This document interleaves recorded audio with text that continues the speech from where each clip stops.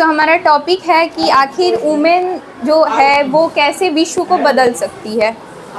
तो एक वुमेन जो है वो महाशक्ति होती है। औरतें चाहें तो विश्व क्या पूरे इस पृथ्वी के पटल पे अगर महिलाएं ही हैं तो ये पृथ्वी चल रहा है। महिलाएं अगर ना हो तो हम समाज का इमेजिन नहीं कर सकते। एक अच्छे समाज क्या जनसंख्या का भी हम लोग इमेजिन नहीं कर सकते हैं। तो आखिर महिलाएं क्यों नहीं कुछ कर पा रही हैं अभी? आखिर विश्व को जब हम जानते ही हैं कि महिलाएं विश्व को बदल सकती हैं, तो आखिर महिलाएं विश्व को क्यों नहीं बदल पा रही हैं? क्या कारण है इसका? तो इसका कारण है हमारा पितृसत्तात्मक समाज। जो हमारा पितृसत्तात्मक समाज है वो हमारी महिलाओं को एक बेड़ियों में बांध के रखा है। जो स्टार्टिंग से हमें सिखाया जा रहा है, हर औरत को, हर लड़की को यह बताया जाता है कि तुम्हें किचन तक ही सीमित रहना है।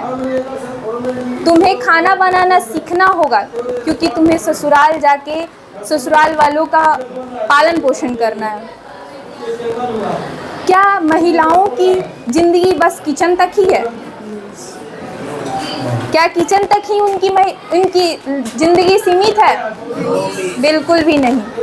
अगर वो चाहें तो किचन से बाहर निकल करके विश्व पुरास्थल तक वो पहुंच सकती हैं। लाइफ में अगर अपने कृष्ण रूपी सारथी को पहचान ले, यानी उस गुरु की पहचान कर ले जो हमारे भविष्य का निर्माण करेगा, तो फिर बस एक बार चुन लेना है। उसके बाद आंख बंद करके उन पे विश्वास करना है। वो जिस पाथ पे कहें बस आपको चलना है।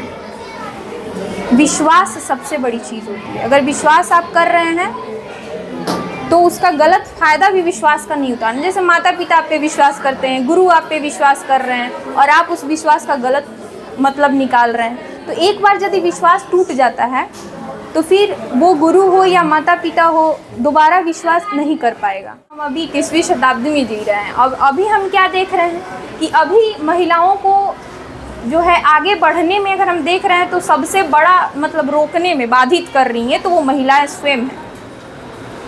अगर बेटी आगे नहीं बढ़ रही है तो उसके कारण कहीं ना कहीं उसकी माँ है, कहीं ना कहीं उसकी बहन है। ये भावना ये है कि आज का द्वेष भावना जो मन में सबसे ज़्यादा होता है वो महिलाओं के मन में होता है। इस चीज़ को मैं बिल्कुल भी नहीं नकारूंगी कि इस चीज़ को अगर मापा जाए तो सबसे ज़्यादा द्वेष महिलाओं में होती है। और लेकिन सबसे ज़्यादा सहन शक्ति हमारे अंदर ही होती है, हम उसको कंट्रोल कर लेते हैं। तो ये कहना कि सिर्फ पुरुष मेंबर जो है इसका बाधित होने का कारण है महिलाओं के विकास में, तो ये बिल्कुल गलत होगा। इसमें दोनों की भागीदारी है।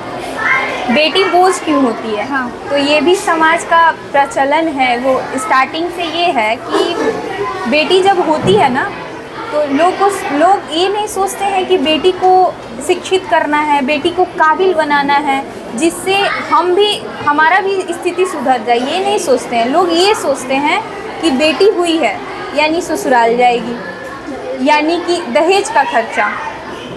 दहेज को सोच के लोग ये सोचते हैं कि नहीं, बेटी जो है वो हुई यानी वो बोझ हो गई।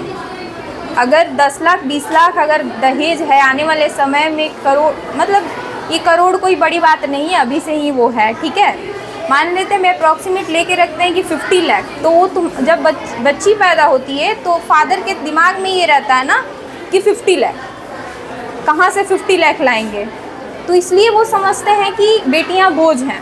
एक और चीज़ होती है कि हमें गलतफहमी होती है कि हमारे घर के लोग जो है हमें कुछ ज़्यादा ही मानते हैं। वो एक्चुअल में नहीं होता है। क्यों? क्योंकि देखिएगा, जब ज़्यादा हम लोगों पे अगर उन फैमिली मेम्बर को या फिर हमारे फादर को ज़्यादा हम पे प्यार आता है तो वो क्या कहते हैं, या ज़्यादा उनको प्राउड फील होता है तो वो क्या कहेंगे, शाबाश बेटा। बेटी क्यों नहीं, बेटा क्यों? मैं बेटी हूँ ना, शाबाश बेटी बोलो ना, शाबाश बेटा क्यों?